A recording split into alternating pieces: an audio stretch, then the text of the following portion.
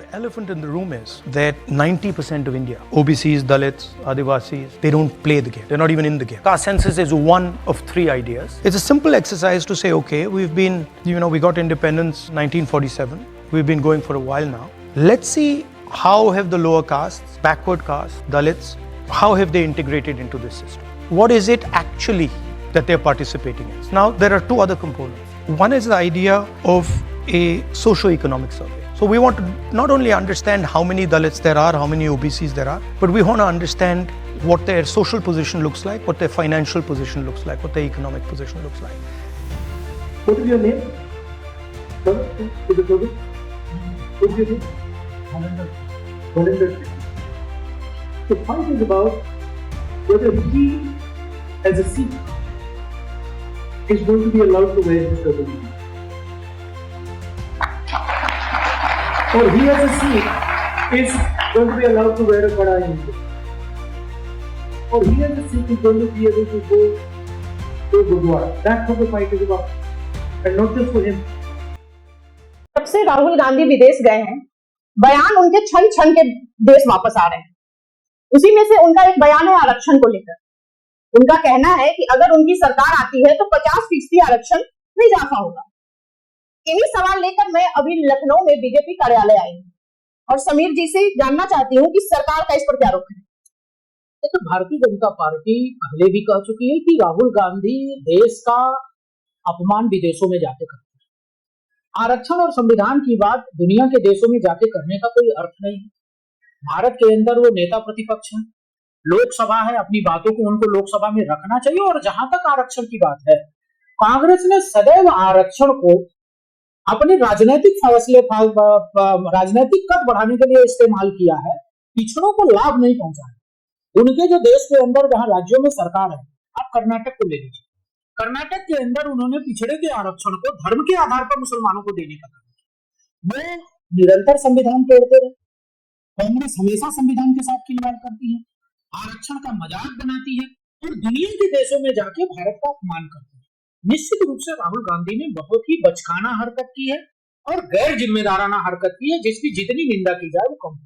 Sir, उनका एक बयान और आया है सिखों को लेकर। उनका कहना है कि आरएसएस और बीजेपी सिखों को ना कड़ा पहनने दे रही है, ना पगड़ी पहनने दे रही है। इस पर आप क्या कहेंगे? इस तरीके के जो बयान निकल के आ रहे हैं, इससे देश की जो राजनीति है, देश का जो धर्म है, वो कहां तक प्रभावित हो रहा है? देखिए, पूरा देश जानता है कि कांग्रेस ने सिखों के कत्लेआम की दोषी अगर देश के अंदर कोई पार्टी है तो वो कांग्रेस है। भिंडरावाला को पैदा करने वाली अगर कोई पार्टी है तो वो कांग्रेस है। और पूरे देश के अंदर जिस प्रकार से सिखों का कत्लेआम हुआ, कांग्रेस नेता उसमें दोषी पाए गए।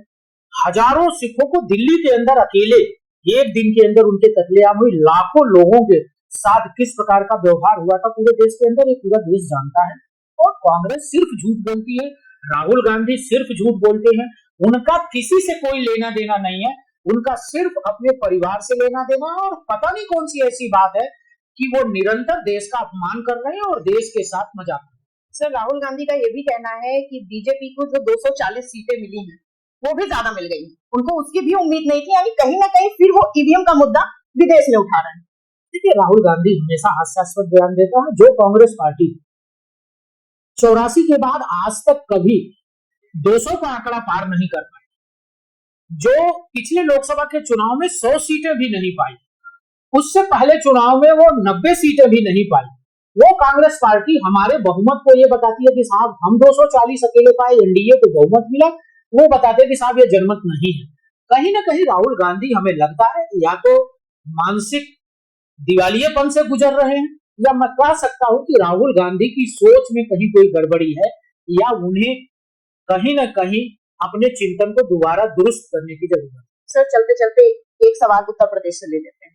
मंगेश यादव एनकाउंटर, बुलडोजर, अखिलेश यादव का बयान, सर ये सब आप कहाँ देखते हैं? मंगेश यादव के परिवार ने सीधे इल्जाम लगाया है कि अगर अखिलेश यादव का फोन नहीं आता तो उनके बेटे के शव भी उनको नहीं दिए जाते। तो इस पे आप क्या कहेंगे कि बाबा का जो बुलडोजर है, ये कहीं ना कहीं आम लोगों के अंदर सुरक्षा का कम, डर का भाव ज्यादा पैदा कर रहा है? ये देखिए, अखिलेश यादव को डर कम है। बाबा की बुलडोजर की कार्रवाई आज तक उत्तर प्रदेश में एक परिवार भी कोई नहीं बता सकता है जिसके सामान्य व्यक्ति और जिसके खिलाफ हुई। बाबा के बुलडोजर की कार्रवाई किसके खिलाफ हुई? जो अपराधी और माफिया, जिन लोगों ने संगठित अपराध करते हुए सरकारी जमीनों पर कब्जा किया, पोखरों पर कब्जा किया, ग्राम समाज की जमीन पर कब्जा किया, दूसरे की संपत्तियों पर कब्जा किया, ऐसे संगठित अपराध करने वाले माफिया और गुंडों के खिलाफ कार्रवाई करते हुए सरकार ने उन जमीनों को मुक्त कराया। इस नाते उत्तर प्रदेश की जनता बुलडोजर के साथ है और समाजवादी पार्टी के नेता अखिलेश यादव, जो कि गुंडों के हिमायती हैं, इस नाते वो बुलडोजर के खिलाफ है और गुंडों के साथ है। रही मंगेश यादव की बात, तो निश्चित रूप से जो जौनपुर के अंदर डकैती हुई थी सर्राफा के नाम, वो डकैती कोई सामान्य डकैती नहीं थी, वो संगठित अपराध करता था। एक गिरोह थी, उस गिरोह ने एक जिले नहीं 5 जिलों के अंदर इस प्रकार से सर्राफाओं के यहाँ डकैती डालना, लूट करना, हत्या करना, ये सब काम किया था। पुलिस ने तत्परता दिखाई, डकैती के बाद वो गिरफ्तार हुए।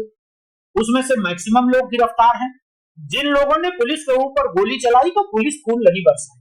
पुलिस आत्मरक्षार्थ में किसी को भी गोली चलाने का अधिकार। सपा का तो ये कहना है कि उसका हाथ पैर बांध के उसको गोली मारी गई है। देखिए, समाजवादी पार्टी तो अतीक अहमद के घटना को भी बताती है सरकार शामिल है, मुख्तार अंसारी के घटना को बताती शामिल है, कहीं माफिया की गाड़ी पलट जाती है तो बोलती है कि सरकार शामिल है। समाजवादी पार्टी गुंडों की हिमायती है, समाजवादी पार्टी आतंकवादियों का मुकदमा वापस लेती है, समाजवादी पार्टी गुंडों को सुरक्षा देती है, Y+ देती है, Z+ देती है, और भारतीय जनता पार्टी की सरकार गुंडों को जेल के सिक्के के पीछे भेजती है और किसी को भी कानून तोड़ने का अधिकार है। जब तक किसी को भी कह रहा हूं तो मैं ये कह रहा हूं कि उत्तर प्रदेश की 25 करोड़ जनता का हिफाजत करना इस सरकार का दायित्व है, जिसको माननीय मुख्यमंत्री योगी जी सदैव कहते हैं कि हम कानून व्यवस्था को किसी भी पार्टी के चश्मे से नहीं देखते हैं। अपराध अपराध है और अपराधी की कोई जाति नहीं होती है, और जो अपराध करता है उसके खिलाफ सख्त से सख्त सजा होनी चाहिए। जी, बहुत बहुत धन्यवाद सर। जैसे कि इन्होंने बताया, अपराध की कोई जाति नहीं होती। इसी बात पे सरकार काम कर रही है, इसी चीजों को लेकर सरकार चल रही है, विपक्ष उन पे लगातार निशाना साध रहा है, जैसा अमूमन राजनीति में होता है। हम तो यही कहेंगे, सरकार किसी की भी हो, जनता सुरक्षित होनी चाहिए। ऐसे ही तमाम खबरों के लिए आप निश्चय टाइम से जुड़े रहें। आगे की खबरों के लिए आप निश्चय टाइम देखते रहें, कमेंट करें, लाइक करें, शेयर करें। बहुत बहुत धन्यवाद।